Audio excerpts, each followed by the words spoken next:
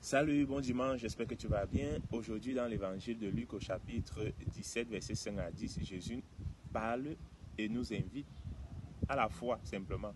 Ses disciples lui demandent, augmente en nous la foi, augmente en nous la foi. Et Jésus lui répond, si vous avez de la foi vraiment, la foi comme un grain de moutarde, vous diriez à cet arbre, déracine-toi d'ici et va te planter ailleurs. Parce que quand tu as la foi, tu vis bien. La vie est belle quand tu vis dans la foi. Quand tes yeux vraiment regardent les choses à travers la foi, si je peux dire ça comme ça. Ta vie est belle, tu es serein, tu es tranquille, tu es en paix, tu es heureux. Mais quand tu vis loin de la foi, si je peux dire ça comme ça, quand tu ne vis pas dans la foi, vraiment, tu regardes ta vie.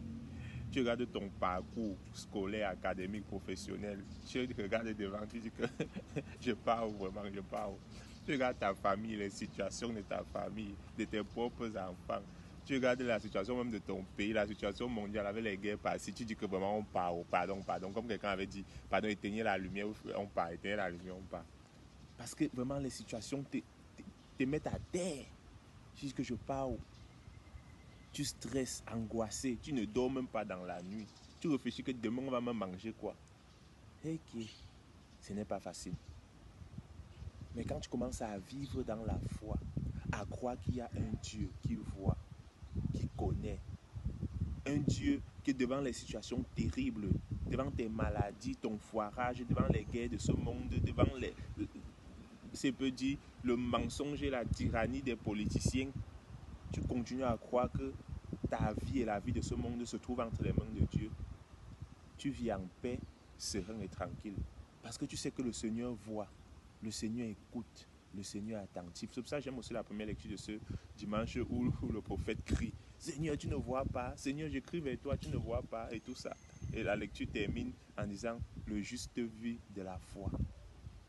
Croire que le Seigneur voit. Moi, par exemple, personnellement, j'ai vécu vraiment une année tellement stressante, angoissée et tout ça. Et à la fin, tu dis que, ouais, si quelqu'un m'avait dit au début de l'année que tout devait finir vraiment dans de bonnes conditions, il ne devait pas vivre stressé et angoissé comme ça.